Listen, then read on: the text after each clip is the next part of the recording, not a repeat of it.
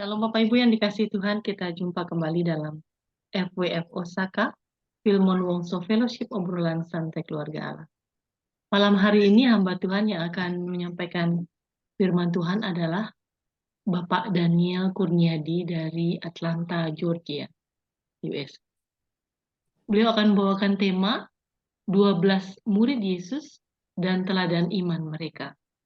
Ya, saya mohon kesediaan Pak Herman untuk memimpin di dalam doa. Terima kasih Pak Herman. Baik, mari kita berdoa satu dalam doa. Ya Bapa, terima kasih atas pertemuan pada malam hari ini ya Tuhan. Kau memberikan kami waktu, Kau memberikan kami kesempatan, kesehatan, kekuatan ya Tuhan. Untuk tetap hadir bersama-sama ya Bapa. Berkati dan urapi hamba-Mu yang malam hari ini akan menyampaikan firman-Mu, Bapak Daniel. Ya Tuhan, biar Engkau pakai dia lebih dan lebih lagi ya Tuhan.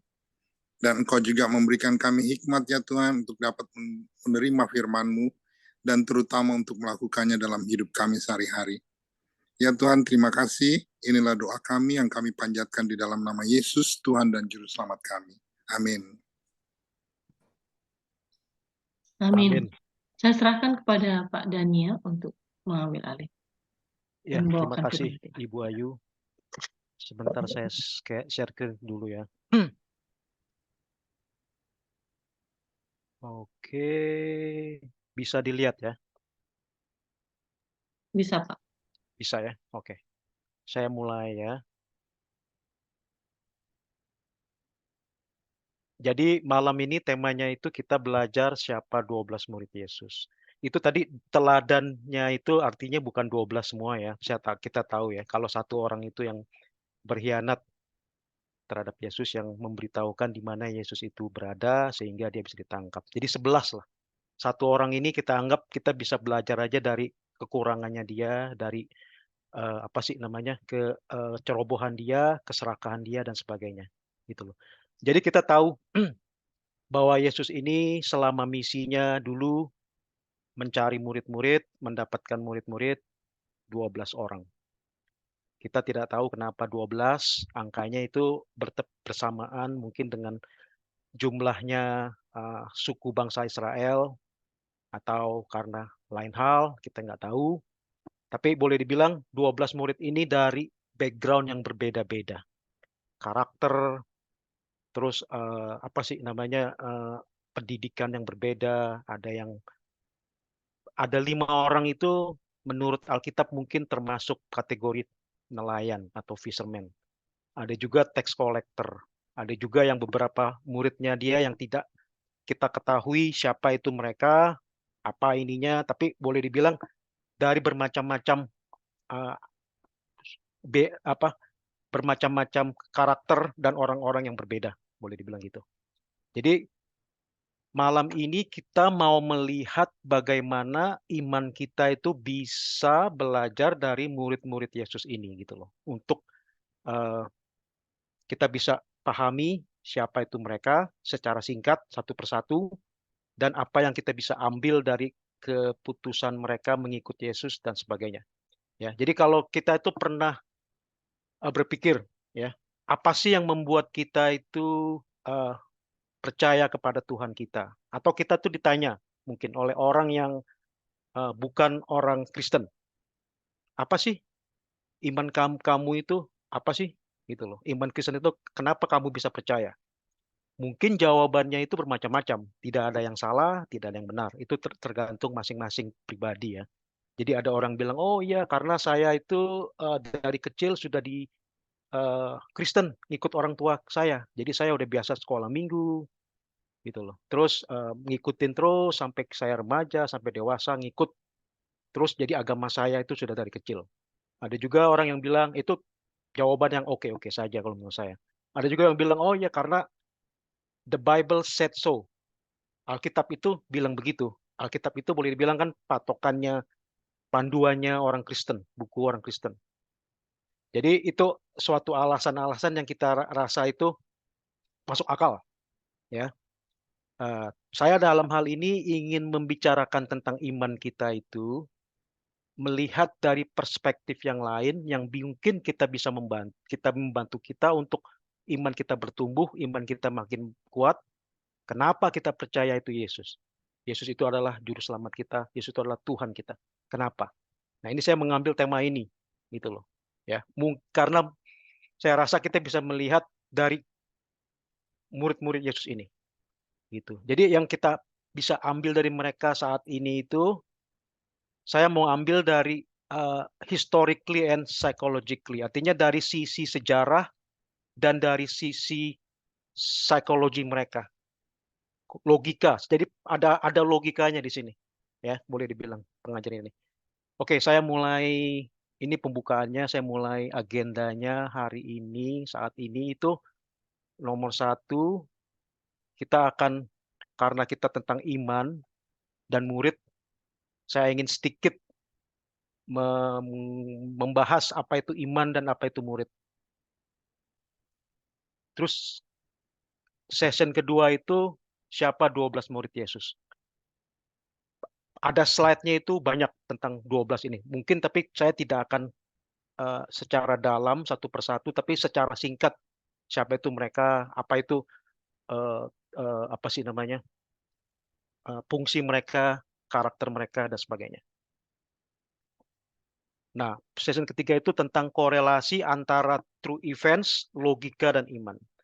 Saya jadi pakai bahasa ini campur-campur ya, maaf ya ibu-ibu ya. Saya ini udah lama tinggal di luar Indonesia. Mungkin perbendaharaan kata saya itu nggak berkembang lah, terbatas. Dan juga saya melihat itu ada beberapa kata-kata Inggris terutama yang saya biasa pakai, itu lebih singkat, lebih simple. Satu kata, dua kata itu bisa diterjemahkan ke Indonesia itu menjadi satu kalimat. Contohnya saya bilang inilah, kayak seperti true event. Saya tuh terjemahkan ke Indonesia mungkin kejadian yang benar-benar terjadi, kira-kira kayak gitulah. Tapi saya pakai ini bahasa Inggris karena untuk lebih simple, ya. Nah, nomor 4 ini optional. Kalau ada waktu ya, ada waktu nanti kita ke nomor 4 ya. Saya tempat. Nah, ini sekarang saya mulai tentang yang ke-1. Definisi iman atau faith bahasa Inggrisnya. Nah, iman atau faith itu ini saya ambil 4 ya, 4 item. Mungkin lebih, mungkin kurang, silahkan dikembangkan. Tapi saya mau satu persatu. Nah, iman itu bahasa Indonesianya itu artinya berdasarkan Kamus Besar Bahasa Indonesia itu adalah ketetapan hati, keteguhan batin, keseimbangan batin. Ini yang versi sekuler ya, boleh dibilang versi yang diterima oleh semua umum, semua orang, tidak ada unsur agama. Atau bisa juga itu adalah kepercayaan yang berkenaan dengan agama, keyakinan, dan kepercayaan kepada Tuhan, Nabi, Kitab, dan sebagainya. Ini berdasarkan KBBI. Ya. Bahasa Inggrisnya itu saya ambil dari Oxford. Ya.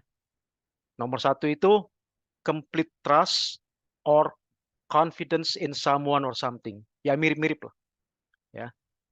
Atau juga bisa diterjemahkan sebagai strong belief in God or in the doctrines of a religion based on spiritual apprehension rather than proof. Nah ini kata-kata rather than proof ini yang menurut versinya orang sekuler. Artinya itu iman itu nggak perlu bukti. Gitu loh. Iman itu sesuatu yang pokoknya percaya aja. Percaya yang mutlak. Walaupun nggak ada bukti. Nah, ini sekarang dari Alkitab. Ya. Alkitab ini saya ambil dari Ibrani 11 terjemahan baru atau Hebrew 11:1 NIV. Ya. Iman adalah dasar dari segala sesuatu yang diharapkan dan bukti dari segala sesuatu yang tidak dilihat. Hampir mirip sebenarnya dengan yang Oxford ya. Tidak dilihat. Atau bahasa Inggrisnya itu strong belief in God or in the doctrines of a religion based on spiritual apprehensions rather than proof. Nah, tapi kalau menurut saya iman kita terhadap Tuhan kita Yesus Kristus itu adalah seperti yang tertulis di atas, tapi bedanya iman kita itu terhadap Yesus itu didukung dengan kejadian yang sesungguhnya terjadi. Itu bedanya. true events, dan dari testimoni pribadi dari para saksi mata. Saksi mata ini banyak. Muridnya aja ada 12. Ya. Terus orang-orang yang disembuhkan.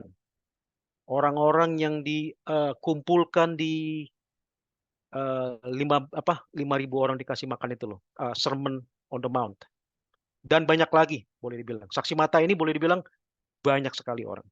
Mungkin yang lebih mengenal Yesus itu secara pribadi yang ke-12 itu. Ya. Jadi boleh dibilang, saya bilang para saksi mata. Nggak tahu berapa.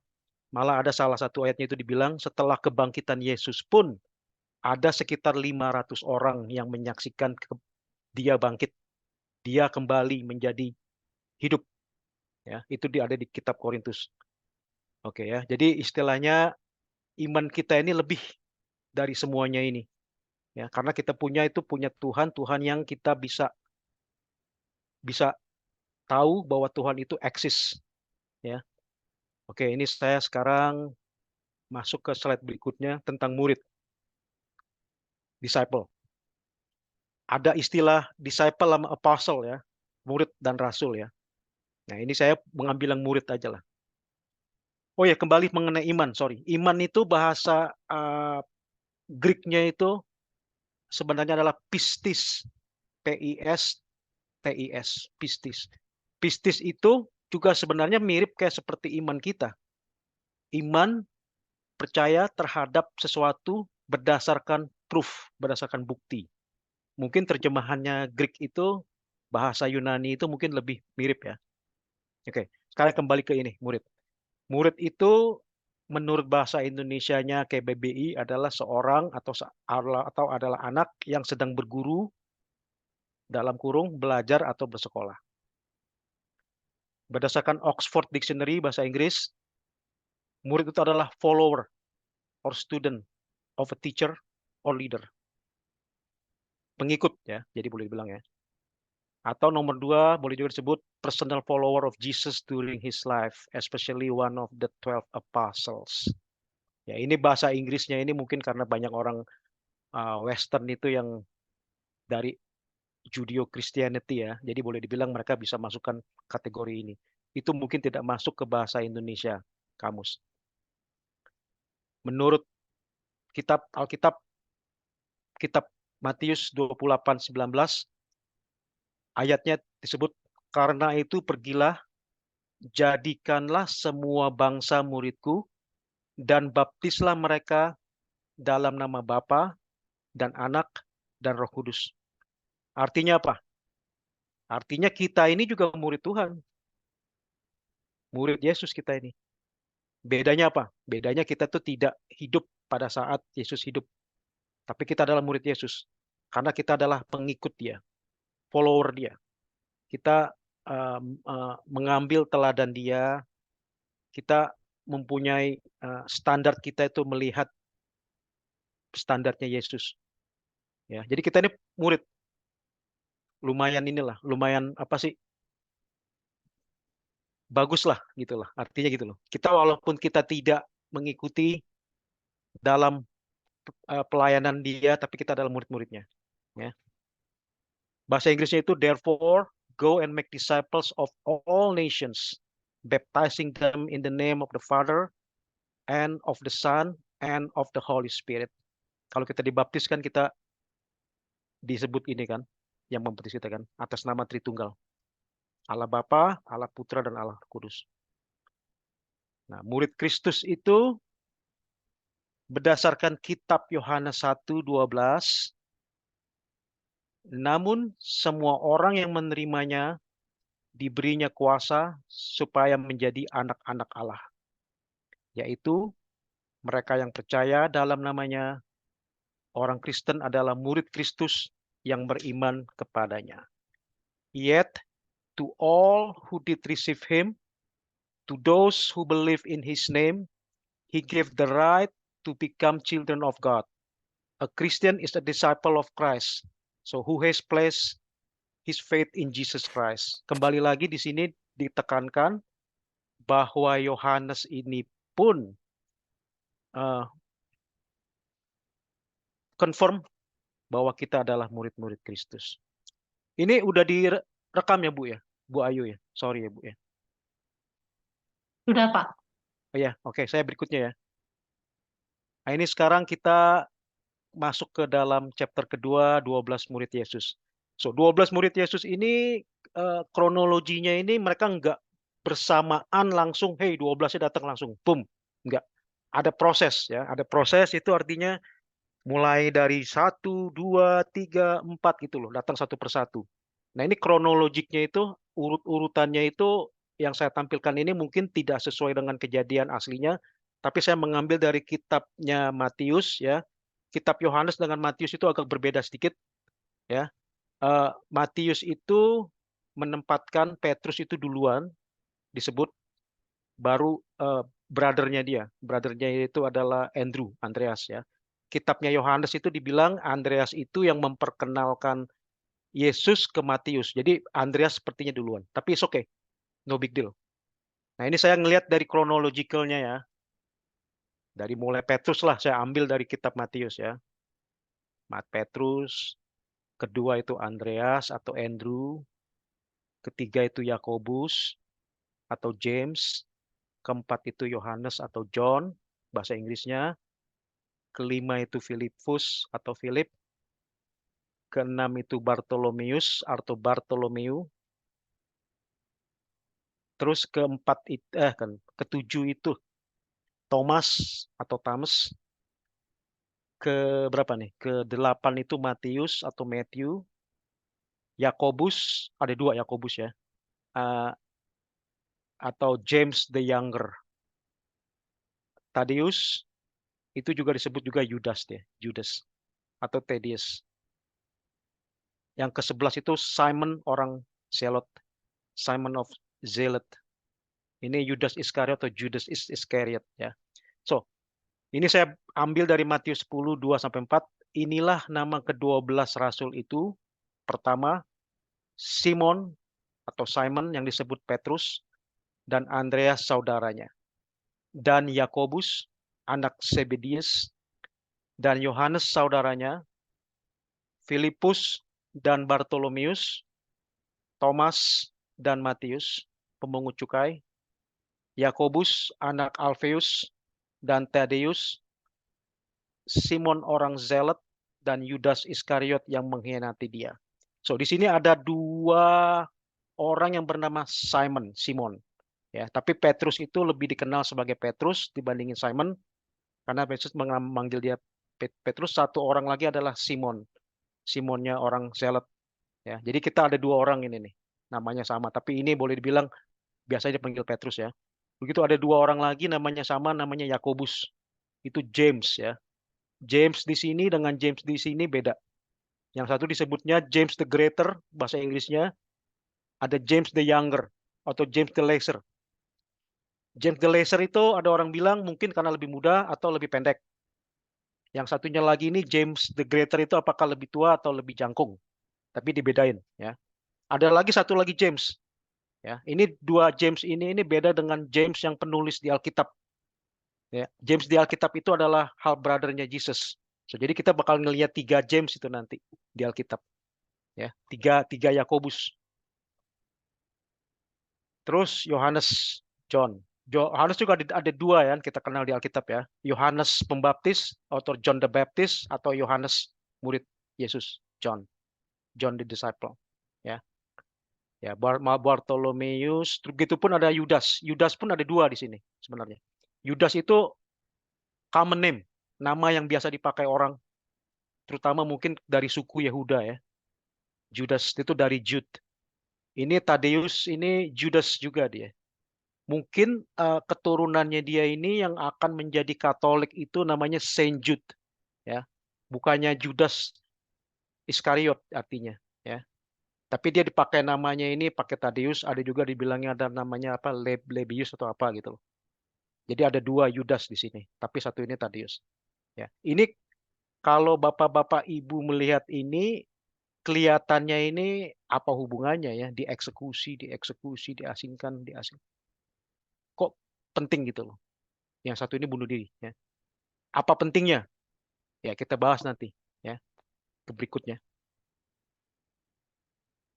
Nah, ini sekarang saya masuk ke dalam satu persatu murid-murid Yesus. Saya bagi 12 orang ini menjadi 2 binder karena banyak ya. Jadi artinya nggak cukup halamannya ya. Saya mulai dari yang pertama dari Petrus atau Peter ya. Jadi dia ini boleh dibilang uh, seorang nelayan berasal dari Bethsaida itu di Danau Galilea. Saudaranya Andreas, murid Yesus yang satunya lagi itu, yang kedua, sifatnya itu sangat antusias, keras kepala mungkin ya, suka mengkritik, orangnya outspoken, bahasa Inggrisnya bilang. Kalau ngomong itu nggak difilter. Nah ini mungkin kayak dia ini karakternya, ya. Dalam missionary-nya dia itu setelah selesai Yesus bangkit naik ke surga, dia punya missionary-nya itu di beberapa tempat, ya. Manjanya Tanya-tanya sama Bu, saya. Pak. Iya. Oh, Jadi dia itu ada missionary ke Antioch, ke Korinth, ke Rome.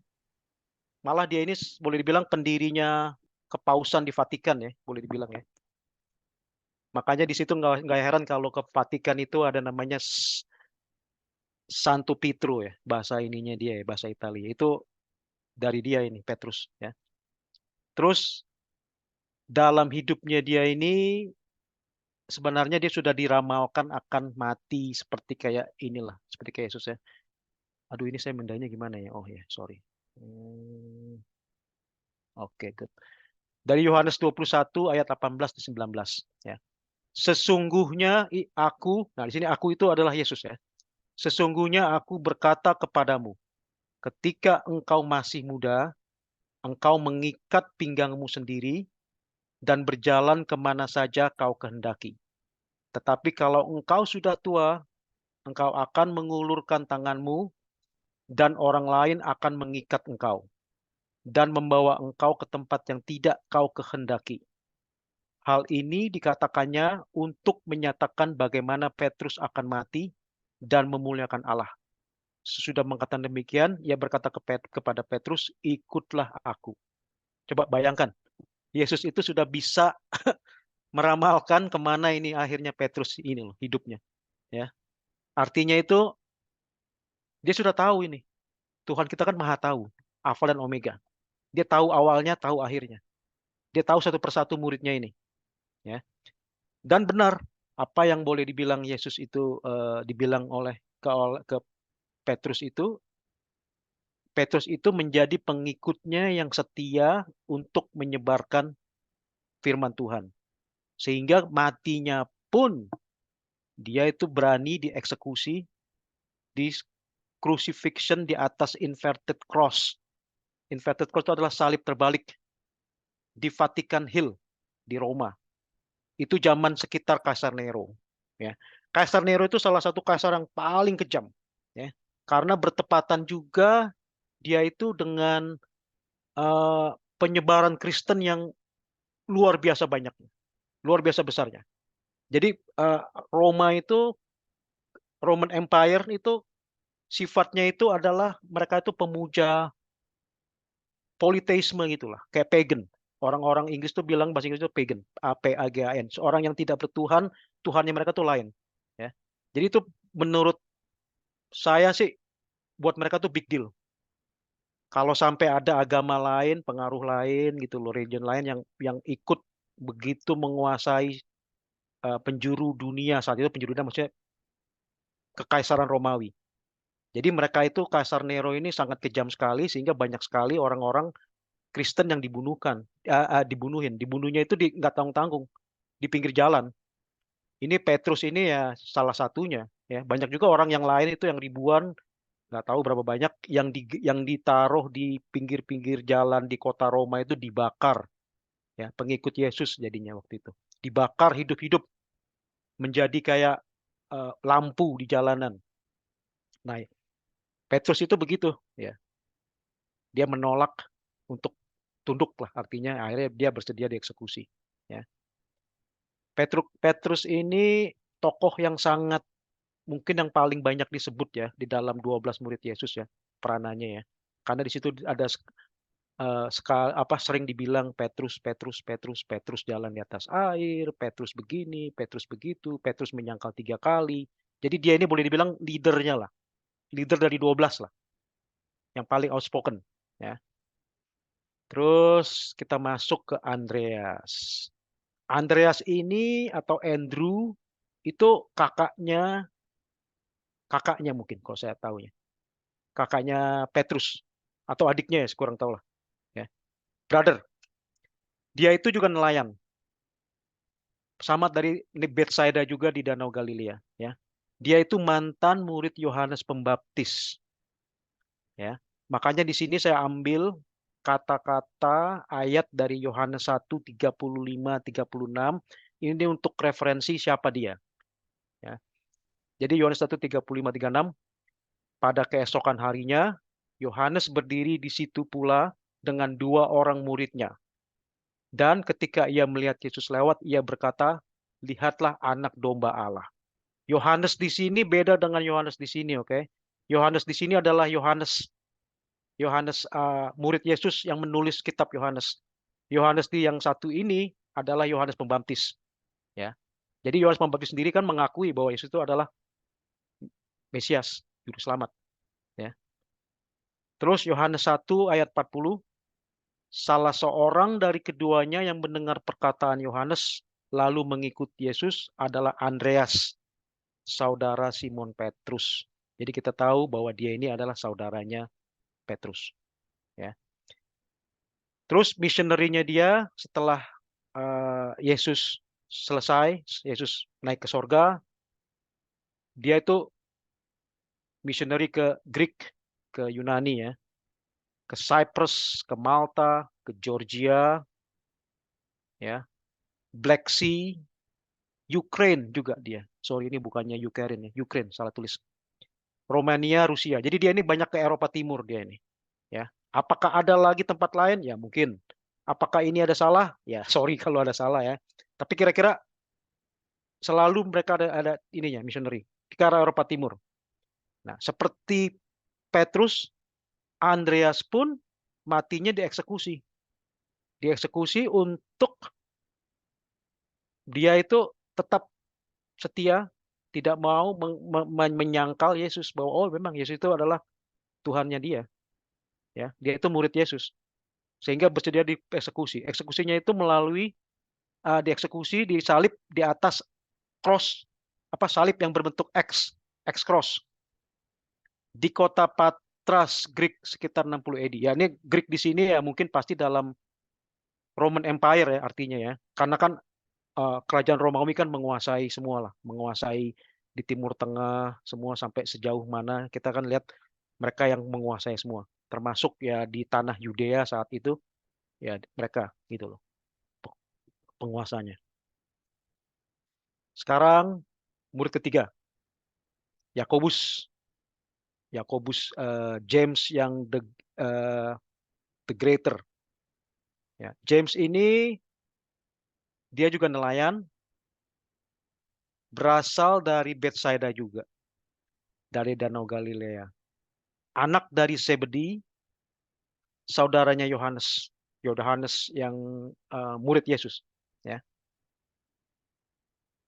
Dia itu missionary-nya itu ke Spanyol, ke Spain, ya, ke Portugal dan beberapa tempat lain yang saya tidak tulis, tidak tahu. Ya. Saya ambil di sini yang ada referensi tentang dia adalah dari kitab Matius 17:1-3. 6 hari kemudian, Yesus membawa Petrus, Yakobus, dan Yohanes saudaranya, dan bersama-sama dengan mereka, ia naik ke sebuah gunung yang tinggi. Di situ mereka sendirian saja. Lalu Yesus berubah rupa di depan mata mereka, wajahnya bercahaya seperti matahari, dan jubahnya menjadi putih berkilau seperti cahaya.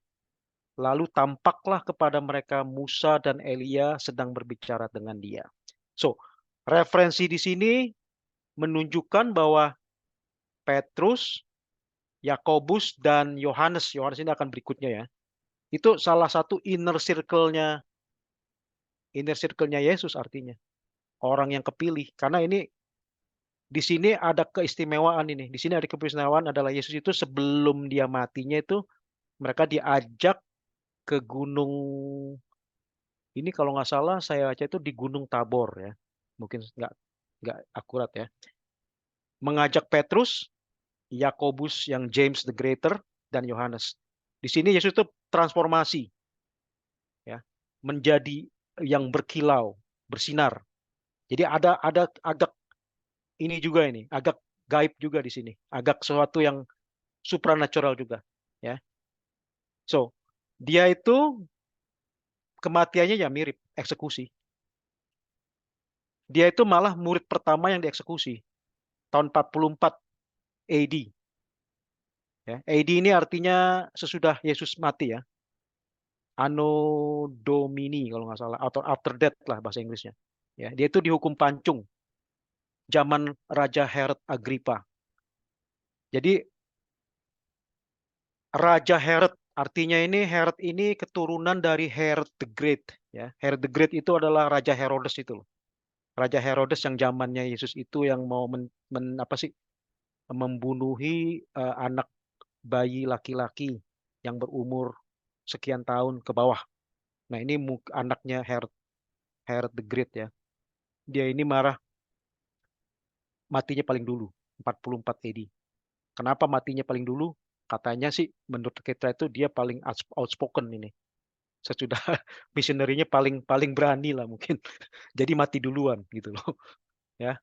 So, berikutnya saya masuk ke Yohanes atau John ya. John juga itu kategorinya fisherman ya, nelayan. Berasal dari Bethsaida sama seperti kakaknya James ya. Yakobus. Dia ini terkenal sebagai murid terkasihnya Yesus. Jadi kalau nanti kita kembali ke paintingnya yang tadi itu, lukisan itu dia bakalan duduk di sebelah Yesus.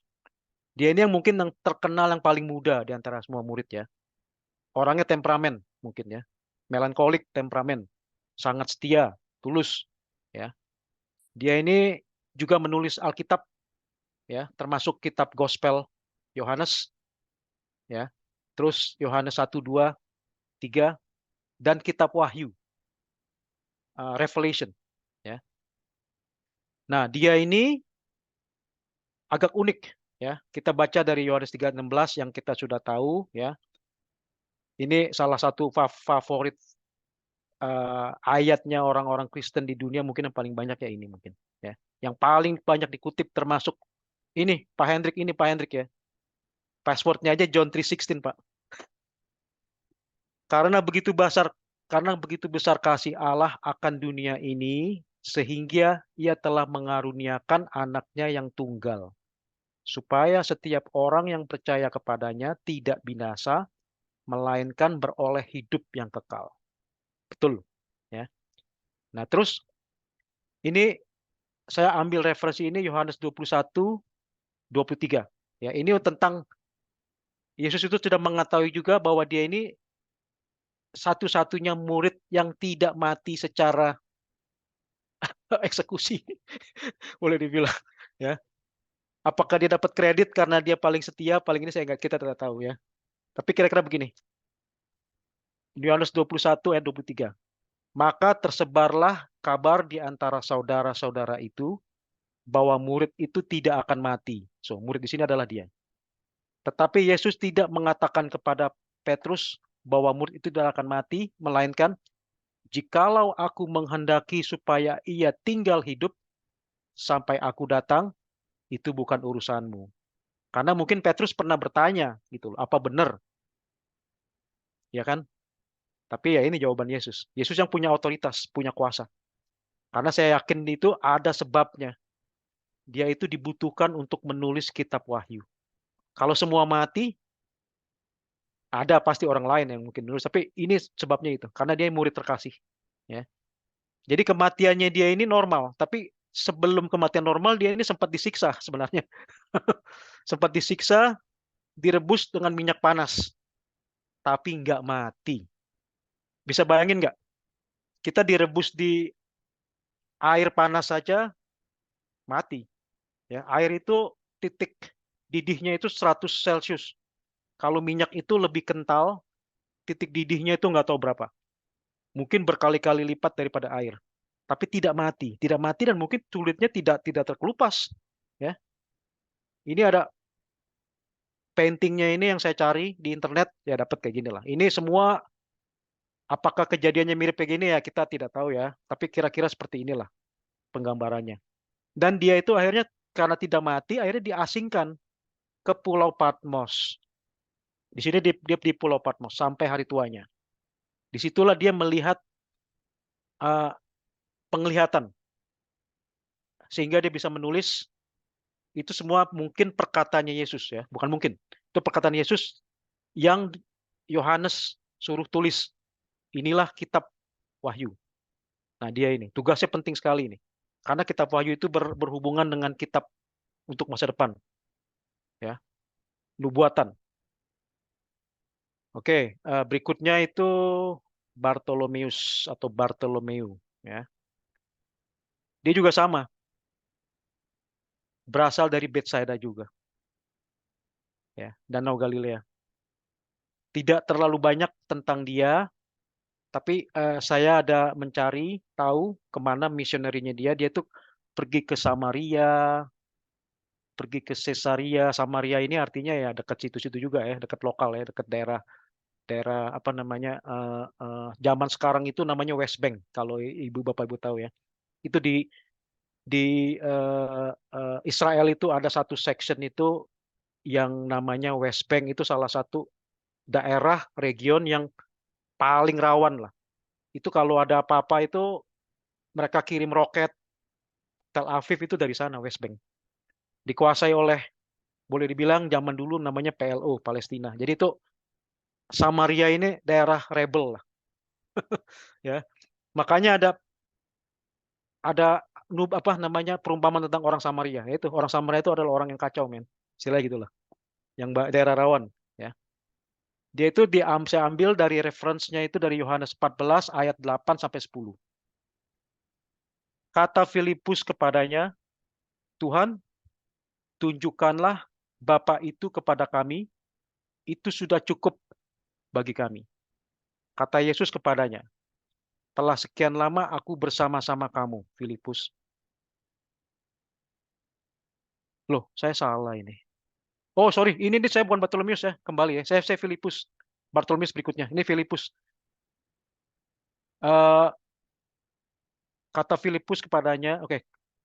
Kata Filipus kepadanya, Tuhan, tunjukkanlah Bapa itu kepada kami, itu sudah cukup bagi kami. Kata Yesus kepadanya, telah sekian lama aku bersama-sama kamu, Filipus, namun engkau tidak mengenal aku. Barang siapa telah melihat aku, ia telah melihat Bapa. Bagaimana engkau berkata, tunjukkanlah Bapa itu kepada kami. Tidak percayakah engkau bahwa aku di dalam Bapa dan Bapa di dalam aku? Apa yang aku katakan kepadamu, tidak aku katakan dari diriku sendiri. Tetapi Bapa yang diam di dalam aku, dialah yang melakukan pekerjaannya. Sorry, tadi saya ralat ya. Saya tuh melihat yang ini, padahal yang ini harusnya, Filipus. Jadi Filipus ini juga salah satu ayat itu yang saya lihat itu ada salah satu ayat tentang Yesus memberi makan 5.000 orang. Ini Filipus itu ada komentar, dia ini berarti orangnya realistis ya. Ada komentar, satu orang saja dibutuhkan sekian banyak uangnya, biayanya. Bagaimana 5.000? Nah, ini Filipus ya. Dia itu kematiannya disalib terbalik. Nggak jelas atau dipancung di Hierapolis, Turki.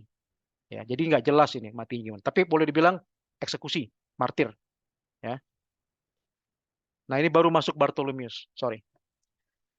Bartolomeus itu asalnya dari Kana. Kana itu Galilea. Galilea itu danau itu loh, Danau Galilea. Ya, nanti kita lihat petanya ya. Dia ini dikenal juga sebagai Nathanael dari kitab Yohanes, ya. Saya ambil dari kitab Yohanes 21 ayat 2. Di pantai itu berkumpul Simon Petrus, Thomas yang disebut Didimus, Nathanael dari Kana yang di Galilea, anak-anak Zebedius, dan 2 orang muridnya yang lain. So, jadi dia ini Nathanael juga, nickname-nya dia, julukannya, ya, nama yang lainnya. Ya, saya ambil kisah Rasul 1:13. Setelah mereka tiba di kota, naiklah mereka ke ruang atas, tempat mereka menumpang. Mereka itu adalah Petrus dan Yohanes, Yakobus dan Andreas, Filipus dan Thomas, Bartolomeus dan Matius, Yakobus bin Alfeus, dan Simon orang Zelot, dan Yudas bin Yakobus. Ya. Dia ini missionary-nya ini ke India, katanya, ke Armenia, ke Azerbaijan. Ya. Matinya itu dikulitin hidup-hidup dan dipancung. Ini salah satu lukisan pada saat dia itu dikuliti. Ya, kejam ya, sadis ya, boleh dibilang. Ini enggak kalah sadisnya dibandingin disalib juga. Ini pelan-pelan ini, ininya, eksekusinya ini. Ya. Nah ini sekarang kayak ke bandar yang kedua. Sekarang tentang Thomas. Ya. Thomas itu berasal dari Pansada, juga dari Galilea. Ya. Orangnya penuh skeptis, penuh keraguan. Ya. Saya ambil dari kitab Yohanes 20 pasal 2, Yohanes pasal 20 ayat 27 dan 29 sampai 29.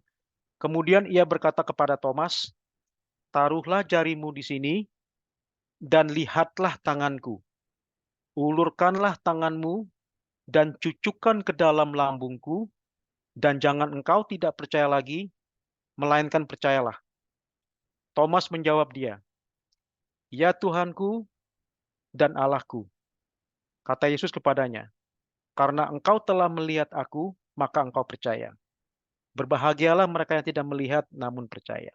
Ya mungkin semua orang sudah tahu ya, Bapak Ibu tahu ya, tentang Thomas yang boleh dibilang kepingin melihat buktinya bahwa Yesus itu bangkit, sehingga pada saat pertemuan pertama Yesus dengan murid-muridnya, Thomas tidak hadir saat itu. Murid-muridnya sudah menyaksikan Yesus bangkit. Diceritakanlah ke Thomas, Thomas, Yesus itu sudah bangkit. Thomas itu menjawab, saya tidak akan percaya sebelum saya melihat dengan kepala sendiri. Nah, disitulah Yesus menampakkan diri. Di satu ruang tertutup, tiba-tiba Yesus datang, menunjukkan ke Thomas bahwa dia hidup. Dan hidupnya Yesus itu bukan berbentuk roh, berbentuk daging, berbentuk badan. Ya. Sehingga Thomas itu disuruh membuktikan bahwa Yesus itu bukannya roh, bukannya hantu, ya, bukannya ghost. Berarti dia itu adalah benar-benar Tuhan. Benar-benar Tuhan tapi berbentuk daging. Ada kebangkitan tubuh di situ, ya. Nah, missionary-nya Thomas ini itu ke India, ya. Itu terkenal sekali itu loh. Mungkin cabangnya dia itu Mother Teresa itu loh, mungkinan, ya, dari Thomas itu. Ke India, ke Malabar Coast, ke Kerala, ke Tamilakam, Milapur, Chennai. Ya, Chennai itu kota besar lah. Ya. Terus kematiannya pun di sana, dieksekusi dengan tombak di Chennai. Ini saat dia dieksekusi. Ini saat dia membuktikan bahwa Yesus itu hidup, menusuk lambungnya Yesus yang ditusuk oleh tombak ya. Dan ininya itu kok kejadiannya kok dia bisa eksekusinya kok mirip kayak Yesus ya. Ada ditombak juga rusuknya dia. Suatu kebetulan atau gimana ya kita tidak tahu ya. Tapi boleh dibilang apa yang kita belajar dari dia ini? Kita ini kan nggak bisa hidup di zamannya Yesus. Kita itu kan hidup di zaman yang kira-kira 1900 sekian tahun ya, hampir 2000 tahun ya. Sesudah Yesus. Untung ada Thomas. Kalau saya berpikir gitu, untung ada Thomas. Bukannya saya percaya dengan Thomas ini yang maksudnya apa sih namanya? Ini ya, keraguan dia, tapi saya pikir tuh bagus juga ada Thomas. Thomas itu yang membuktikan.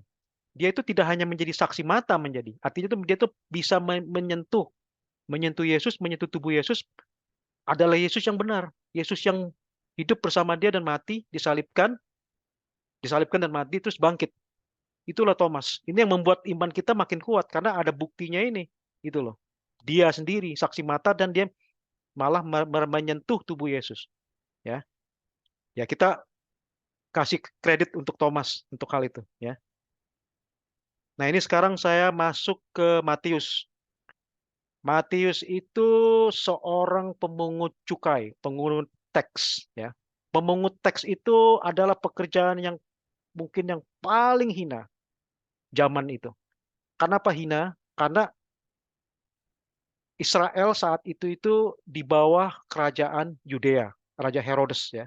Tapi Raja Herodes ini sendiri pun Herodes sesudah Herodes the Great ya, Herodes Agrippa atau apa. Itu pun di bawah ke Roman Empire, di bawah kekuasaan Romawi. Jadi boleh dibilang rakyat Israel ini kalau saya rasa sih mungkin bayar teksnya dua ya. Bayar ke Roma, bayar ke Romawi, bayar ke lokal ya, ke Herodes ya, ke Yudea ya. Nah, dia ini tax collector, pemungut pajak ya. Hina sekali. Orang benci sekali kalau ngeliat dia. Karena mungkin sampai sekarang pun orang kalau disuruh pajak itu artinya aduh, ini ya, kewajiban kita tapi kita nggak ada yang suka lah bayar pajak, kira-kira kayak gitulah. Nah, dia ini salah satu orang yang dibenci lah, boleh dibilang, oleh banyak orang saat itu. Saya ngambil dari kitabnya dia sendiri yang ditulis Matius 9 ayat 9 sampai 11. Setelah Yesus pergi dari situ, ia melihat seorang yang bernama Matius duduk di rumah cukai. Lalu ia berkata kepadanya, "Ikutlah aku." Maka berdirilah Matius lalu mengikut dia. Kemudian ketika Yesus makan di rumah Matius, datanglah banyak pemungut cukai dan orang berdosa dan makan bersama-sama dengan dia dan murid-muridnya. Pada waktu orang Farisi melihat hal itu, berkatalah mereka kepada murid-murid Yesus, "Mengapa gurumu makan bersama-sama dengan pemungut cukai dan orang berdosa?" So, Matius itu asalnya dari Kapernaum, ya, Danau Galilea juga, ya, daerah utara sana. Nama lainnya Lewi. Ini kemungkinan dia ini dari suku Lewi, ya, suku Lewi. Dia itu pemungut pajak. Orangnya sangat cerdas, sangat teliti. Itu ada filmnya, serinya itu The Chosen ya. Itu ada salah satu episodenya itu yang menggambarkan tentang Matius. Matius ini orang nerd, ya. Orang nerd itu orang sih apa sih? Agak introvert orangnya ya. Hobinya itu menulis jurnal dia itu. Jadi semua apa yang dia alami bersama dengan itu dia tulis, dia catat. Diary-nya dia, Culun, Pak. buku hariannya dia. Kenapa, Culun. Pak? Culun. Culun. Ya, culun. Ya, Ya. boleh dibilang itulah. Dan mungkin dari semua orang ini dia yang paling kaya ini. Ya. Karena kan yang lain tuh kan ada yang nelayan, ya kan? Ini yang dia ini pemungut cukai. Boleh dibilang dia inilah. Beda nih orang ini. Tapi kita tuh makanya ada rahasianya itu kenapa bisa kepilih dia itu kenapa gitu loh. Tapi mungkin menunjukkan bahwa Yesus itu datang untuk orang-orang seperti dia, orang-orang berdosa, malah mengambil dari orang berdosa yang seperti Matius ini menjadi muridnya. Itu loh, ya. Jadi ini sekali gitu loh. Nah, misionarinya dia itu akhirnya stop mengut pajak dia untuk menjadi murid Yesus ya. Dia misionarinya lokal ya, ke Yerusalem dan Ethiopia. Ya, itu dekat ya. Waktu itu di region di Timur Tengah. Kematiannya itu katanya dibunuh dengan pedang oleh pasukan yang dikirim Raja Hirtakus. Ini ada sad story ya. Nggak tahu kenapa dibunuhnya, tapi ada story seperti ini. Dia itu, Hirtakus ini orang Ethiopia ya. Jadi boleh dibilang rajanya Ethiopia ini berarti orang hitam nih, orang Afrika ya.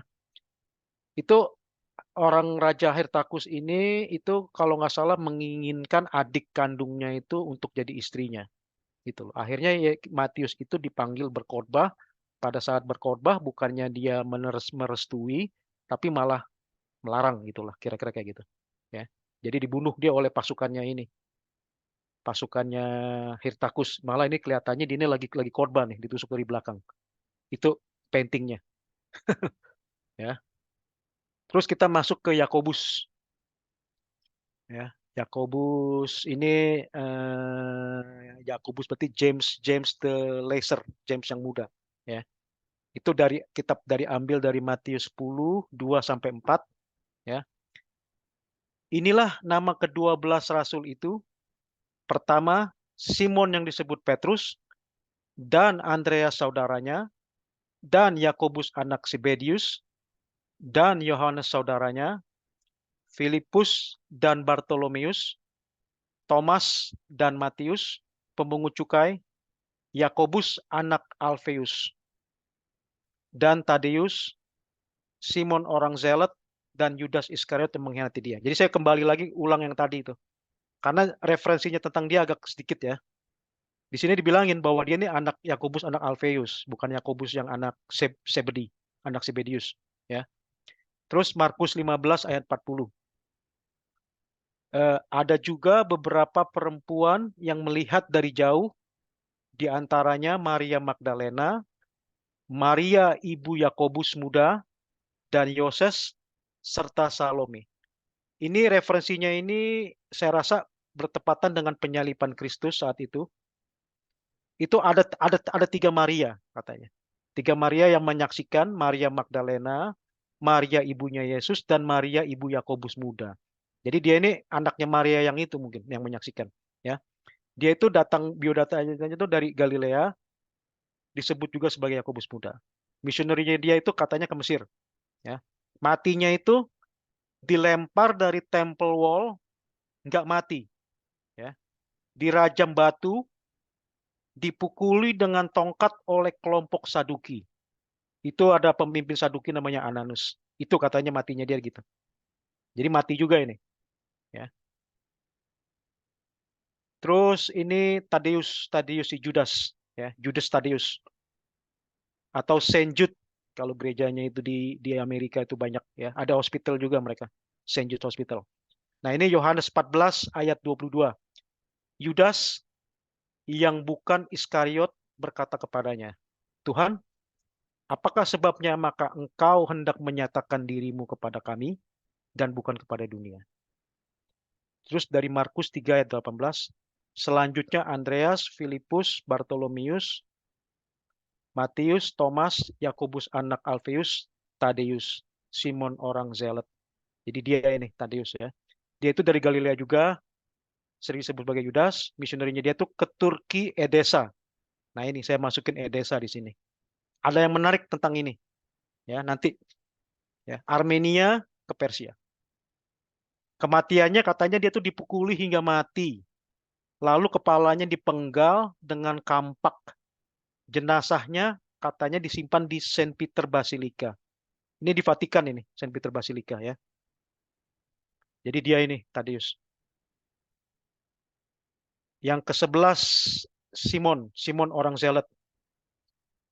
Ini lebih sedikit lagi nih referensi tentang dia ini, ya. Saya ambil dari Lukas 6:15. Matius dan Thomas, Yakobus anak Alfeus, dan Simon yang disebut orang Zelot, dia ini. Selanjutnya, Matius 15:13, selanjutnya Andreas, Filipus, Bartolomeus, Matius, Thomas, Yakobus anak Alfeus, Tadeus, Simon orang Zelot. So, dia ini dari Kana, Galilea, ya. Kita tidak jelas kenapa dinamain orang Zelot. Tapi waktu itu ada pergerakan movement Zelot. Zelot itu adalah pergerakan yang anti penguasa Romawi tentunya, ya. Jadi dia ini banyak yang bilang itu Zelot di sini itu adalah revolusionis dia ini. Tapi saya nggak jelas, saya kasih question mark lah, boleh dibilang. Apakah dia itu adalah Simon yang orang Zelot? Apakah ada kota namanya Zelot? Ya. Tapi kelihatan orang bilang sih kalau dia ini adalah salah seorang revolusionis, ya. Mirip-mirip dengan Yudas mungkin, ya, karakternya, ya. Dia itu missionernya ke Persia, kematiannya Sarmen, digergaji dibelah dua. Gergajinya lewat pala ke bawah atau dari bawah ke atas kita tahu. Karena saya ada lihat lagi ada gambar lainnya yang dinyatakan gergajinya dari selangkangan. Ya, tapi saya pakai yang ini. Kita tidak tahu. Tapi sama dieksekusi. Nah, ini yang terakhir nih sekarang, Yudas. Yudas ini dia ini murid, tapi ya murid yang berkhianat, ya. Boleh dibilang dia ini yang dimasuki oleh setan, dikuasai oleh setan pemikirannya. Saya ambil dari kitab Matius 27 ayat 3 sampai 8, ya. Pada waktu Yudas yang menyerahkan dia melihat bahwa Yesus telah dijatuhi hukuman mati, menyesalah ia. Lalu ia mengembalikan uang yang 30 perak itu kepada imam-imam, kepala, dan tua-tua. Dan berkata, aku telah berdosa karena menyerahkan darah orang yang tak bersalah. Tetapi jawab mereka, apa urusan kami dengan itu? Jawab mereka di sini adalah, kami di sini adalah orang Farisi, ya. Itu urusanmu sendiri. Maka ia pun melemparkan uang perak itu ke dalam bait suci, lalu pergi dari situ dan menggantung diri. Imam-imam kepala mengambil uang perak itu dan berkata, tidak diperbolehkan memasukkan uang ini ke dalam peti persembahan, sebab ini adalah uang darah. Sesudah berunding, mereka membeli dengan uang itu tanah yang disebut tanah tukang periuk untuk dijadikan tempat perkuburan orang asing. Itulah sebabnya tanah itu sampai pada hari ini disebut tanah darah. Field of blood, ya, bahasa Inggrisnya itu. Dia ini nggak jelas datanya ini, tapi dia itu anak dari Simon Iskariot. Itu ada kota di Judea namanya Keriot, Judea, ya. Atau juga bisa dia ini adalah kelompok Sikari, karena Iskariot itu mirip-mirip namanya. Pemberontak Yahudi terhadap Romawi. Jadi mirip. Kira-kira Yudas dengan Simon Zealot ini mungkin agak satu aliran, ya. Jadi nggak jelas dia ini kenapa mau menyerahkan Yesus. Ada versi yang bilang bahwa dia ini menginginkan bahwa Yesus ini untuk memimpin suatu pemberontakan. Versinya ada seperti itu. Sehingga dia itu kepingin tahu bahwa Yesus itu kan maha kuasa, sakti, ya, boleh dibilang kasarnya gitulah. Bisa apa aja. Jadi dengan pembinaan Yesus mereka ingin memberontak, menggulingkan, lepas dari Romawi. Ada yang versi seperti itu. Ada juga versinya memang orangnya ini orang greedy, dia ini orang mata duitan, karena ada reference di situ yang bilang pada saat Yesus itu dikasih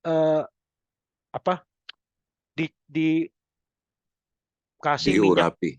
ya, diurapi oleh Maria, ya. Ini orang yang komplain itu adalah Yudas.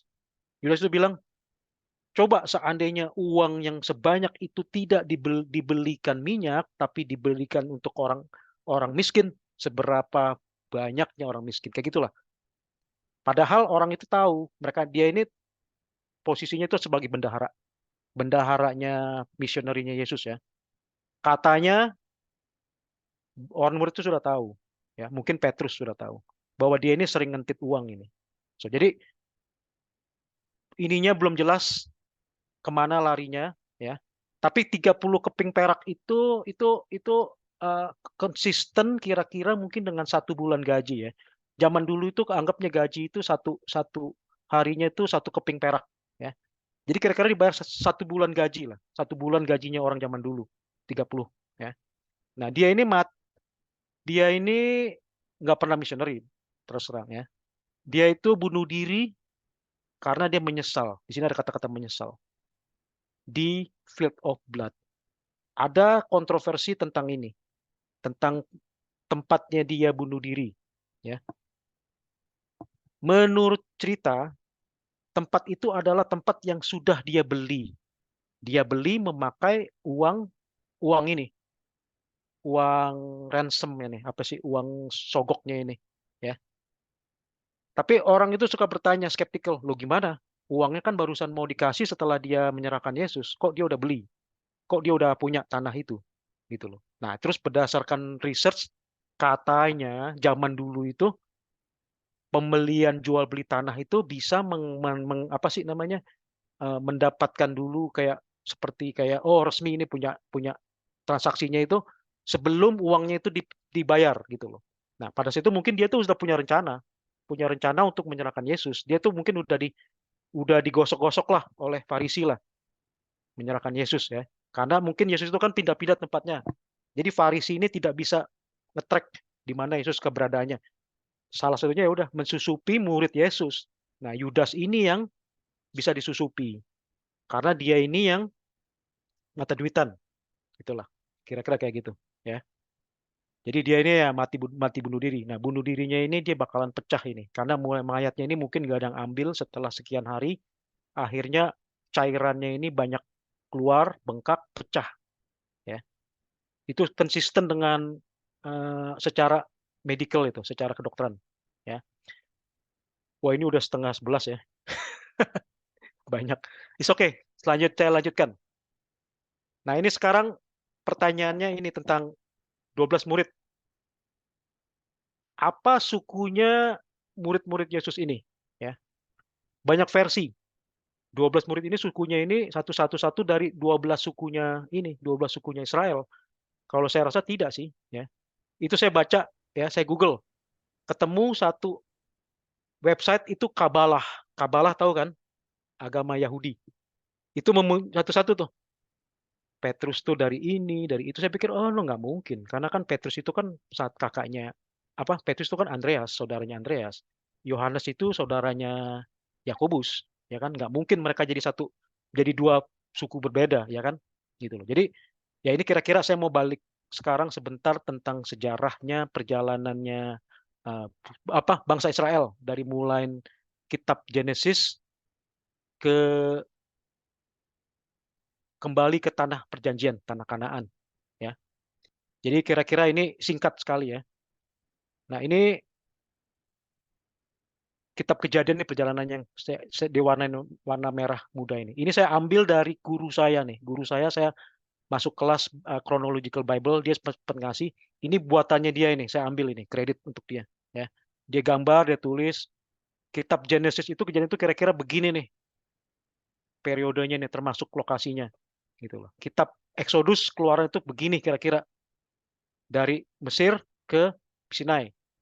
Nah, Leviticus itu kitab Imamat itu begini. Ya, di situ dibilangnya tidak travel dia, ya. Menetap di sini. Nah, yang Numbers itu kitabnya itu kira-kira dibuatnya sekian.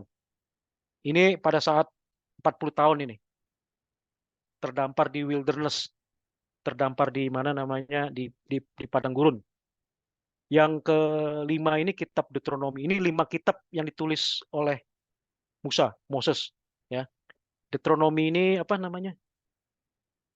Ulangan ya, ulangan. Ya, di sini udah sampai ke seberangnya tanah perjanjian, ya.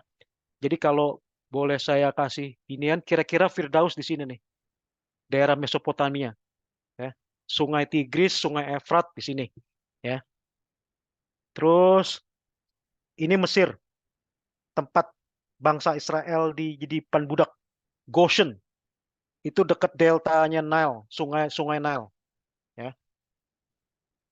Kalau bisa dilihat, kenapa dari sini bisa ke sini? Nah, itu ceritanya panjang kan? Mesti dibuat itu ininya itu cerita. Tapi saya kira-kira saya bisa bilang kejadiannya Adam dan Hawa di sini beranak pinak terus sampai ke kira-kira Nuh. Ya, Nuh masih di sini juga nih, daerah Tigris Efrat, Mesopotamia. Nuh itu bahtera karena Great Flood, banjir besar, terus terdampar perahunya kan dekat Turki kan, Gunung Ararat kan. Nah, itu kira-kira wander di sinilah, ya. Turkinya mungkin sebelah utara daripada Syria, ya.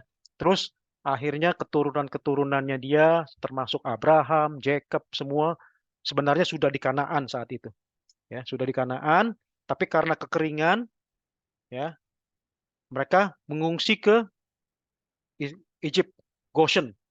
Goshen itu waktu itu penguasanya si Yusuf, anaknya si Jacob, anaknya Israel, sini. Sehingga sisa-sisanya keturunan Jacob pindah ke sini. Sampai kira-kira 400 tahun kemudian, mereka akhirnya pindah, dibawa oleh Musa, ya, menyeberang menyeberang Laut Merah. Ini perjalanannya dia pada saat Exodus sampai ke Sinai. Di sini menetap dia, ya, menetap. Terus Di sini boleh dibilang yang apa sih namanya dapat hukum Taurat semua segala macam. Numbers itu yang mereka itu apa sih kesasar. Nah, ini yang tempatnya mereka sebelum masuk. Ya, jadi semua ini prosesnya ini kalau berdasarkan tahun mungkin sekitar 2000 tahun kali mungkin ya. Saya ambil estimate ya. 1600 sampai sini, terus sampai di sini, terus mungkin kira-kira 400 tahun lagi. Karena 400 tahun itu kemudian baru mereka ini. Jadi dari mulai keturunannya Yosef, keturunannya si Ruben, keturunannya si semua suku-suku anaknya Yakub itu 400 tahun kemudian baru mereka itu pindah dari Mesir. Nah, ini saya ambil Mount Nebo. Mount Nebo ini letaknya di sebelah timur Sungai Jordan. Ya, di sini letaknya Tuhan itu menunjukkan Moses, tanah perjanjian. Tanah perjanjian itu letaknya sebelah barat. Hei, di situ letaknya nanti Kanaan. Moses waktu itu tidak boleh masuk ke Kanaan karena dia berbuat dosa. Jadi banyak yang mati nih. Jadi dari mulai keluar ke sini sampai 40 tahun kemudian itu orang-orang yang pergi dari sini pindah orang-orang Israel tuh karena banyak komplain, banyak apa, semua pada mati karena mati tua, ya. Itu cuma tersisa tuh cuma ada 2 yang bakal masuk ke tanah perjanjian. Itu adalah Joshua dan Caleb. Joshua ini yang malah akan memimpin. Jadi sudah generasi baru di sini nih. Pada saat menetap di daerah sini. Di sini nih suku Moab nih, orang Moab. Di Kanaan itu sudah diduduki oleh orang Kanaan, Canaanites. Ya, jadi udah ganti itu. Ganti generasi yang sudah berikutnya. Moses itu tidak bisa masuk karena dia berbuat kesalahan, Tuhan tidak suka dihukum. Ya. Cuma bisa melihat ya. Jadi boleh dibilang mereka seperti kayak pasang ngatur strategi juga di sini melihat Kanaan. Nah, ini saya sekarang berikutnya ini adalah suku Israel petanya dan Israel yang sekarang nanti bakal keluar ya. Ini saya ambil juga ya dari internet ya. Jadi ceritanya gini. Jacob itu punya anak 12 ya. 12 dari 12 ini Yusuf tidak masuk ke pembagian tanah karena Yusuf itu diwakili oleh Efraim sama Manase. Kenapa tidak masuk? Karena Yusuf itu mungkin dia sudah dianggap anak hilang ya. Jadi hilang. Dan satu suku lagi suku Lewi.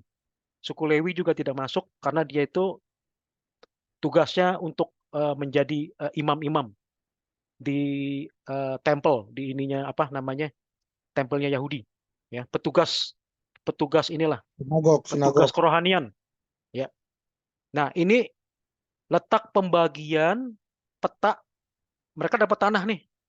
Setelah mereka itu menduduki, mengambil alih Canaanite, ya, mengalahkan orang Kanaan, mendapat bagian. Nah, kalau kita lihat Gunung Nebo itu di sini nih, kira-kira nih letaknya nih, ya. Ini Sungai Jordan, utara ke selatan. Ini Galilea. Ini Laut Mati, ya. Ini sebenarnya bukan masuk ke Kanaan ini, bagian sini nih. Ini masuk ke orang Moab ini. Tapi suku Ruben, suku Gad, suku Manase, jadi Manase bagi 2. Manase ini anaknya Efraim, Manase ini anaknya Yusuf, anaknya Joseph. Mereka ini adalah peternak bawa punya banyak apa sih namanya kambing, ya mungkin sapi atau apa, cocok katanya daerah ini cocok hijau, gitu loh. Sehingga mereka ini tidak mau masuk ke sini. Oh, gua mau yang sini aja, nepatin. Gad juga di sini aja, Ruben juga sini aja, gitu loh. Nah, tapi Moses pada saat dengar mereka ini nggak mau masuk, marah Moses, loh apa-apaan loh, kita kan mau pindah masuk ke Kanaan, ikut serta untuk ngambil alih lagi dari orang Kanaan, orang Canaanite. Mereka bilang, oh iya, of course kita akan maju. Mereka bersedia akan maju ke garis depan, gitulah. Jadi mereka ini ikut perang itu loh, perang yang dipimpin oleh Joshua ini ikut mereka nih, suku Ruben, suku Gad, suku Manase. Tapi mereka meninggalkan istrinya, anak-anaknya di camp-campnya mereka. Nah, ini pembagian tanahnya ini loh. tanahnya Ismanase, Gad, Ruben, ya kan? Terus Aser, Naphtali, Zebulun, apa namanya? Isakar, Manase yang sebelah barat, Efraim, Benjamin, Dan, Juda, Simeon, ya. Dapat bagian, maka maksudnya orang Lewi tidak dapat karena tugasnya dia untuk itu, untuk imam, ya. Dan dia mendapatkan gajinya itu penghasilan dari 10%-nya persembahan, ya. Nah, ini Israel sekarang, ya. Israel sekarang itu, ya, seperti saya bilang, ini nggak termasuk sebenarnya, masuk Jordan. Nah, ini 700 tahun kemudian, sekitar 700 tahun kemudian. Ini akan ada di Alkitab lain itu, di kitab lain, ya, kitab Yesaya. Ismanase, Gad, sama Ruben, orang-orangnya ini akan diculik disandera oleh kerajaan Asiria. Jadi mereka ini konsekuensinya ini yang bakalan diambilin ini orang-orang mereka ini nih, diculik ya, mungkin disiksa, dijadikan budak atau dibunuh, kita tidak tahu ya. Tapi mereka ini akan hilang ini, gitu loh. Ya ini mungkin konsekuensinya. Kenapa dia ngambil daerah sini? Mungkin kan kalau ada zaman dulu itu kan kalau ada sungai kan mungkin agak lebih repot ya menyerang ya. Karena Musa pun, Joshua pun mengatur strategi bagaimana caranya untuk menyeberang Yordan untuk ini. Jadi gitu loh. Karena mereka mengambil risiko di sini, akhirnya mereka yang dapat ininya lah, dapat risikonya lah. Gitu. Nah, ini berikutnya. Ini peta Israel saat Yesus hidup, ya. Israel saat Yesus hidup itu kerajaan Yudea, ya. Yudea, distriknya, regionnya dibagi-bagi, ya. Tapi ini semua di bawah Roman Empire, kerajaan Romawi, ya. Boleh dibilang itu dari yang tadi itu ke sini itu lumayan lama, ya. Itu bakalan nanti terbentuk kerajaan Israel, tapi kita tadi tidak bicarakan ya. Jadi singkatnya itu bakal terbentuk kerajaan Israel mulai dari Saul, ya. Terus David, Salomo, ya. Salomo itu setelah Salomo mati itu pecah dua, Northern sama Southern. Northern itu jadi namanya Israel, Southern itu namanya Judea, gitulah, ya. Tapi ini kira-kira zaman Yesus itu gitu, di bawah kepemimpinan Romawi, ya. Ini Bethlehem itu tempat Yesus lahir, ya. Di situ letaknya, dekat Yerusalem. Ini awal early ministry mereka, kira-kira di utara, dekat Galilea. Makanya nggak heran kan murid-muridnya dia daerah Bethsaida. Ini Bethsaida. Bethsaida itu letaknya di sebelah utara baratnya Danau Galilea, ya. Ini Kana juga di sini, ini tempat mukjizat pertama ini loh. Terus Nazaret ini tempatnya Yesus, katanya orang tuanya Yesus ya, termasuk nanti setelah dia balik dari itu kali. Balik dari Mesir umur 12 tahun. Nah, ini mungkin menetap di sini. Jadi banyak pelayan Yesus itu di sini misionerinya di utara. Itu yang mukjizat-mukjizat tuh, Lazarus semua segala macam di sini nih, ya. Terus itu ministry terakhirnya dia daerah sini udah ke Yerusalem. Pusatnya Farisi, ya. Pusatnya pemerintahannya Romawi, Yudea, Romawi di sini. Ini penyalibannya juga di sini, ya. Di Golgota, di Yerusalem. Kebangkitannya juga di sini, ya. Di Golgota. Di Golgota, di kuburnya dia dekat daerah Golgota. Termasuk kenaikan juga di sini, di Mount of Olive, ya. Jadi semua di sini nanti. Nah, ini sekarang saya bahas kembali, ya. Ini kekristenan, iman Kristen. Asal kita itu, dasar kita adalah Alkitab, ya. Tapi Kristen itu bedanya dengan yang lain, Kristen itu bukan fiksi, bukan dongeng. Kejadian yang benar, true events. Banyak pihak konfirmasi yang terjadi, termasuk 12 murid Yesus, ya. Jadi itu bedanya. Juga ada bukti sejarah, peninggalan sejarahnya, catatan pemerintah berkuasa, ya. termasuk penanggalan itu loh. Ya, kalau dulu kita tahu ya, ada istilahnya 2000 tahun sebelum Masehi atau namanya bahasa Inggris itu BC, before Christ, ya. Terus ada lagi tahun sekarang ini AD, ya. Bahasa Inggrisnya after death atau Anno Domini, itu bahasa Latinnya, setelah Yesus. Itu menunjukkan apa?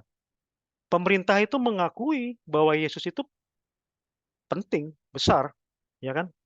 Terjadi itu. Kalau tidak ada begitu, tidak ada istilah 2000 tahun sebelum Yesus. Tidak ada kejadian kasih istilah seperti itu. Baru kira-kira abad ke-17, tahun 1612, mereka mengganti dari istilah BC menjadi BCE, bahasa Inggrisnya, before common era, ya, atau CE. Kita ini CE nih, menurut versi sekulernya itu loh. Tahun 1612 itu Johannes Kepler, orang Jerman, astronomi. Yaitu apa sih, untuk menginklusifkan semua orang, termasuk orang di luar Kristen. Mereka perlu mengganti dari kata-kata AD, ya, berhubungan dengan Yesus, menjadi common era. Ya, tapi ada kan berarti kan bukti sejarahnya itu. Termasuk peninggalan-peninggalan sejarah.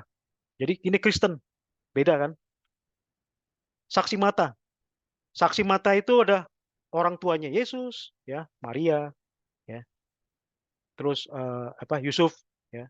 12 murid Yesus dan banyak orang-orang lain yang menjadi saksi. Gitu loh.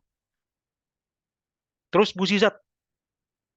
Mukjizatnya itu kejadian yang supranatural, yang nggak mungkin manusia bisa lakukan saat itu.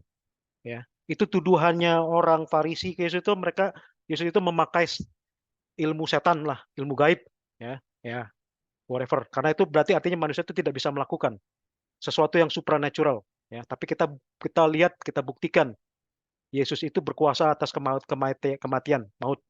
Ya, Lazarus dibangkitkan. Ya. Terus logika. Kenapa saya bilang logika? Karena ada transformasi dari murid-murid Yesus itu yang saya rasa tuh sangat masuk akal. Kita tuh tidak hanya percaya sesuatu yang kita ceritakan, percaya udah, makan udah, pokoknya kamu percaya.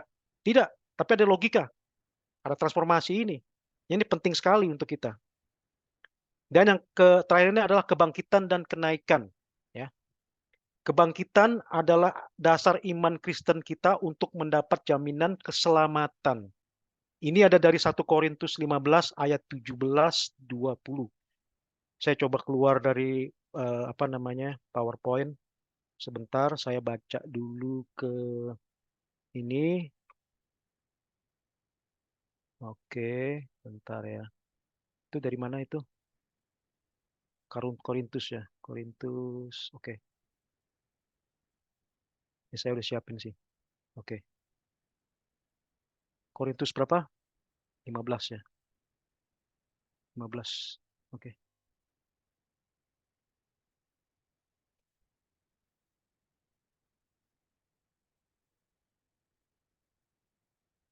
Ini 15-17. Ini Korintus itu adalah surat Paulus yang ditulis untuk jemaat di Korin. Ya. Dan jika Kristus tidak dibangkitkan, maka sia-sialah kepercayaan kamu dan kamu masih hidup dalam dosamu. Demikianlah binasa juga orang-orang yang mati dalam Kristus. Jikalau kita hanya dalam hidup ini saja menaruh pengharapan pada Kristus, maka kita adalah orang-orang yang paling malang dari segala manusia. Tetapi yang benar ialah bahwa Kristus telah dibangkitkan dari antara orang mati sebagai yang sulung dari orang-orang yang telah meninggal. Ini kata-katanya rada bulat ya, saya bilang rada jelimet ya. Tapi kira-kira artinya itu, kalau tidak ada kebangkitan itu kita sia-sia. Pengabaran Injil itu tidak ada, sia-sia. Karena kebangkitan itu yang membuktikan bahwa ada fondasi untuk kita untuk percaya, gitu loh. Ada karena ada kebangkitan. Ya. Nah, ini saya lanjutkan ini sedikit. Ini waktunya udah hampir jam 11 ya. Padahal ini banyak sekali loh ini. Ayat-ayatnya ini. Nah, ini transformasi murid-murid Yesus ya. Ini ada 4 hal yang saya masukkan, mungkin bisa lebih, bisa kurang, ya. Tapi saya masukkan 4. Ya. Yesus itu mendapatkan murid berdasarkan apa? Berdasarkan mukjizat. Prosesnya itu macam-macam. Ya. Ini saya ambil dari yang 4 dulu ya, 4 murid pertama ya. Ya. Saya kembali ke sini.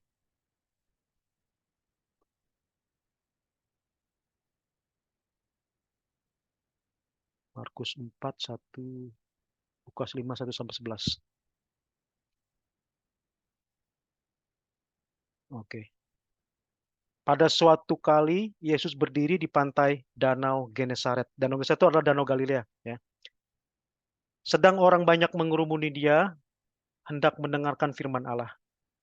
Ia melihat 2 perahu di tepi pantai. Nelayan-nelayannya telah turun dan sedang membasuh jalannya. Ia naik ke dalam salah satu perahu itu, yaitu perahu Simon, dan menyuruh dia supaya menolakkan perahunya sedikit jauh dari pantai. Lalu ia duduk dan mengajar orang banyak dari atas perahu. Setelah selesai berbicara, ia berkata kepada Simon, "Bertolaklah ke tempat yang dalam dan tebarkanlah jalamu untuk menangkap ikan." Simon menjawab, "Guru, telah sepanjang malam kami bekerja keras dan kami tidak menangkap apa-apa. Tetapi karena engkau menyuruhnya, aku akan menebarkan jala juga." Dan setelah mereka melakukannya, mereka menangkap sejumlah besar ikan, sehingga jala mereka mulai koyak. Lalu mereka memberi isyarat kepada teman-temannya di perahu yang lain supaya mereka datang membantunya. Dan mereka itu datang, lalu mereka bersama-sama mengisi kedua perahu itu dengan ikan hingga hampir tenggelam. Ketika Simon Petrus melihat hal itu, ia pun tersungkur di depan Yesus dan berkata, "Tuhan, pergilah daripadaku, karena aku ini seorang berdosa." Sebab ia dan semua orang yang bersama-sama dengan dia takjub oleh karena banyaknya ikan yang mereka tangkap. Demikian juga Yakobus dan Yohanes, anak-anak Zebedius, yang menjadi teman Simon. Kata Yesus kepada mereka, "Simon, jangan takut, mulai dari sekarang engkau akan menjala manusia." Dan sesudah itu menghela perahu-perahunya ke darat, mereka pun meninggalkan segala sesuatu, lalu mengikut Yesus. So, artinya Yesus itu mendapatkan murid itu dari mukjizat-mukjizat. Ya, kayak kembali ke sini.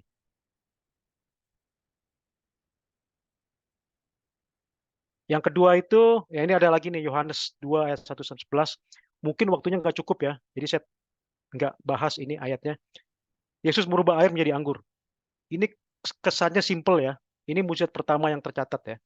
Air menjadi anggur, padahal itu sulit sekali loh. Air itu kandungan kimianya itu H2O. Anggur itu something else. Ada mengandung alkohol. Ya. Dan prosesnya itu membuat anggur itu kalau saya research, kalau orang mau buat anggur di rumah itu berapa lama? 2 bulan baru bisa diminum. Tapi ini tuh Yesus itu membuat anggur dari air. Anggur itu dibuatnya dari anggur mestinya. Diperes, dibejek, diinjek, keluar airnya, dikasih ragi, itu. Jadi ini simple tapi susah, nggak masuk akal. Karena waktu yang singkat. Terus Yesus membangkitkan Lazarus. Ini pun siapa di Alkitab ini ada yang membangkitkan orang mati? Di kitab Perjanjian Lama itu ada Elijah, Elia, ya. Tapi itu boleh dibilang zaman saat itu sesuatu yang mustahil lah. Orang sudah mati kok, ya kan? Nah, terus Yesus itu mengajarannya juga melalui perumpamaan, ya. Jadi mudah dimengerti. Versus mungkin pengajaran waktu itu adalah Farisi. Farisi itu adalah hukum. Hukum, terus kan. Nggak boleh ini, nggak boleh itu. Kalau seandainya bersalah, hukum. Pokoknya ketat sekali. Nah, dia ini pakai perumpamaan. Jadi artinya itu apa? Pakai sesuatu cerita sehingga orang yang mendengarnya bisa memakai logikanya, pakai common sense-nya, mengerti. Mengertinya itu bukan karena dipaksa untuk mengikuti peraturan, tapi mengerti secara dewasa. Itu bedanya. Ya. Ini tentang perumpamaan tentang seorang penabur. Kita nggak bisa bahas ya, sorry ya. Nanti ada kesempatan lain sesudah meet review saya mungkin bisa dibahas.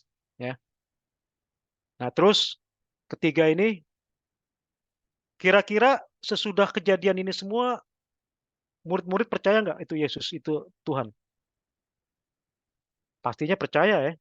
Kejadian-kejadian mukjizat ini udah luar biasa, udah nggak mungkin dilakukan orang orang biasa gitu loh. Tapi ternyata percaya tapi tetap takut loh mereka ini, ya. Tetap takut dan ragu, ya. Kenapa bisa tetap takut dan ragu? Karena mereka itu kalau menurut saya tuh fantasi mereka mungkin kalau saya bisa menebak ya. Ya ini saya agak opinion ya. Mungkin tuh mereka menganggap Yesus itu mengajak misionari mereka itu ingin membuat sesuatu yang baru dari sesuatu yang sudah ada. Ya, termasuk penguasa semua segala macam. Jadi expectation mereka ini, pengharapan mereka itu berbeda dengan kenyataannya gitu loh. Jadi mereka tuh melihat, wah ini Yesus ini sangat ini sekali, sangat berkuasa sekali ininya. Mukjizat-mukjizatnya itu tidak ada yang menyamai gitu loh. Jadi mereka tuh mungkin punya pemikiran bahwa misioneri mereka itu akan di bumi lama gitu loh. Lama bersama Yesus untuk menentang pemerintahan atau apa gitu loh, membantah hukum yang ada. Jadi percaya tapi ternyata kejadiannya itu beda. Apa yang mereka bayangkan tuh, oh kok ternyata beda gitu loh. Ya, dengan kejadian yang ada itu ternyata kok akhirnya Yesus itu malah ditangkap, malah mau disalib, ya. Nah, di sini tuh letaknya ini loh. Letaknya itu bahwa sehingga muridnya pun yang setia-setia, termasuk Petrus itu yang pemberani, pada saat Yesus ditangkap tidak expect itu dia, tidak berharap, loh, kok jadi begini kejadiannya gitu loh. Jadi mereka mungkin pakai akal akal saat itu.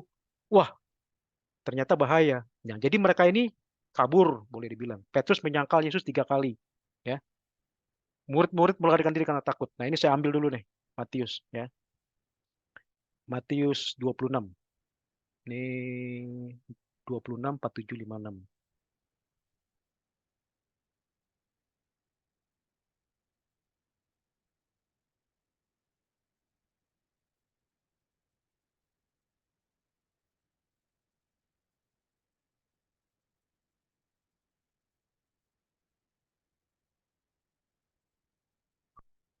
Oke, Yesus ditangkap. Waktu Yesus masih berbicara, datanglah Yudas, salah seorang dari ke-12 murid itu. Dan bersama-sama dia seberombongan besar orang yang membawa pedang dan pentung.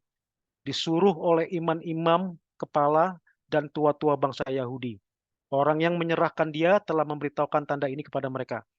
Orang yang kucium, itulah dia, tangkaplah dia. Dan segera ia maju mendapatkan Yesus dan berkata, "Salam Rabi," lalu mencium dia. Ini Yudas ya, yang mencium dia. Tetapi Yesus berkata kepadanya, "Hai teman, untuk itukah engkau datang?" Maka majulah mereka memegang Yesus dan menangkapnya.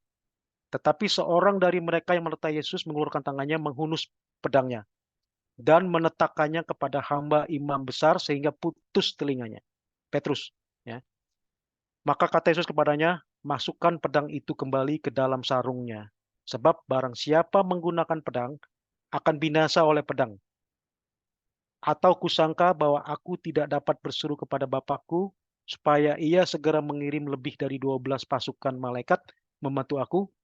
Jika begitu, bagaimanakah akan digenapi yang tertulis dalam kitab suci yang mengatakan bahwa harus terjadi demikian?"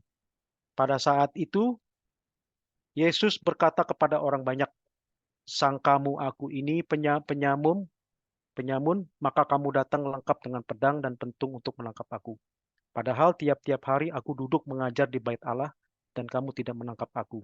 Akan tetapi semua ini terjadi supaya genap yang ada tertulis dalam kitab nabi-nabi."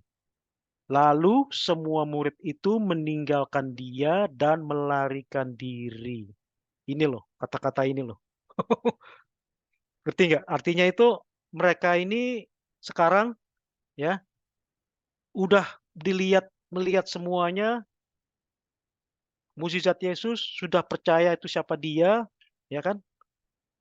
Tapi tetap takut mereka itu. Tetap takut karena mereka tidak percaya bahwa kejadiannya akan seperti itu, gitu loh. Nah, Dari murid-murid yang ada itu mereka melarikan diri.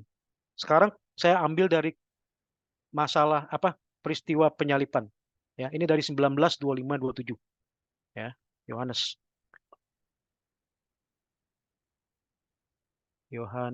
19 ayat 25-27 ya.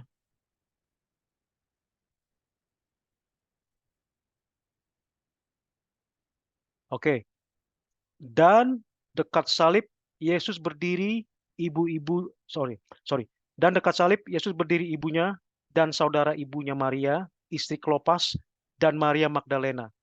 Ketika Yesus melihat ibunya dan murid yang dikasihinya, di sampingnya berkatalah ia kepada ibunya, "Ibu, inilah anakmu." Nah, inilah anakmu itu adalah si Yohanes. Artinya Yesus itu menitip Maria ke Yohanes. Jadi Yohanes ini yang cuma kelihatan dekat dengan salibnya Yesus, yang lainnya nggak tahu kemana. Katanya sih banyak orang yang melihat, mungkin mereka menyamar ya, nggak pakai supaya nggak ketahuan, supaya nggak ditangkap. Karena Petrus pun mau ditangkap, dia menyangkal. Jadi artinya itu murid itu percaya tapi ragu, ya ragu.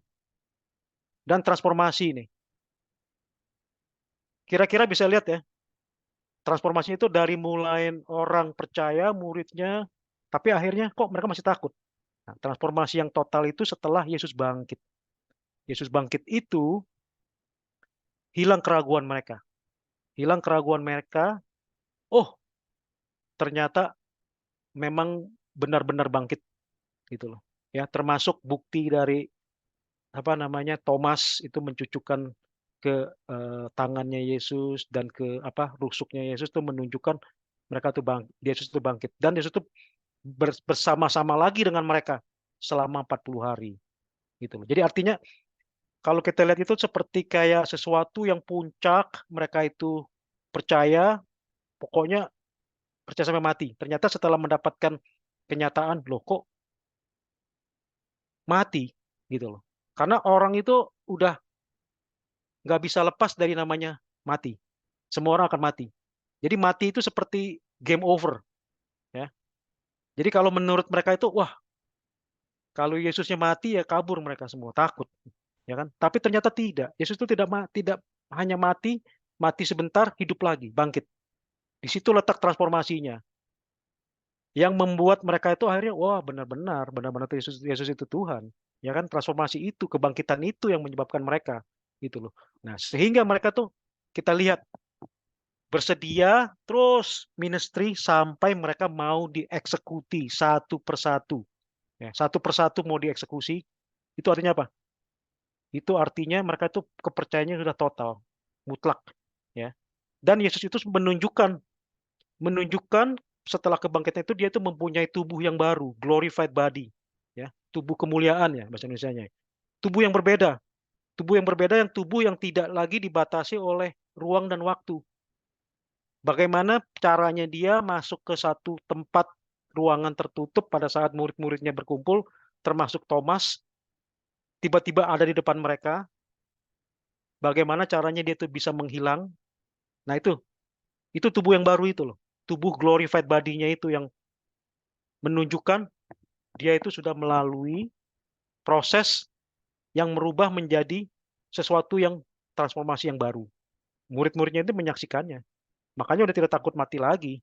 Dan mungkin pada saat mereka dieksekusi pun, ya, Bartolomeus dikuliti, atau Petrus disalib terbalik, atau siapa dibelah tadi, Simon, ya, itu artinya itu mereka mungkin tidak mengalami rasa sakit, kita tidak tahu itu. Tapi artinya mereka itu percaya sekali, udah iman mereka udah sempurna, ya. Itu yang saya bilang itu loh.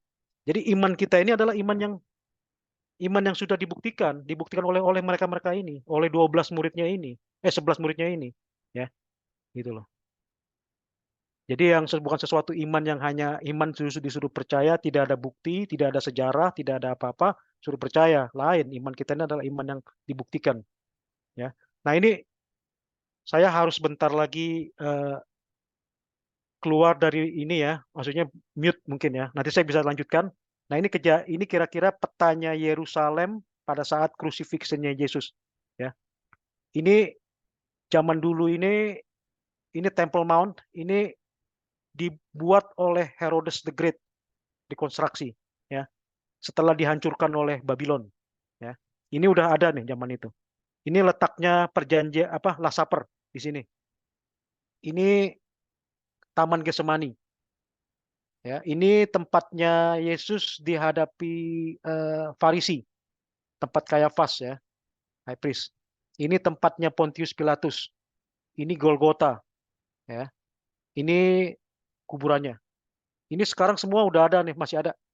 Tapi berbentuk gereja biasanya ya, gereja semua. Nah, ini saya iseng, saya Google. Berapa sih jaraknya walking distance dari point A to point B? Nah, saya coba Google dari tempatnya Last Supper, ini Mount Zion, Gunung Sion ya. Itu dekat kuburannya David. Saya iseng kayak Google. Karena saya rasa Yerusalem kan kota tua. Kota tua itu artinya mungkin jalanannya ini sudah ada sampai sekarang mungkin belum berubah ya. Saya Google Map, walking distance-nya itu kira-kira 1,7 km. Kalau orang ini berjalan normal 30 menit, 25 ada 30.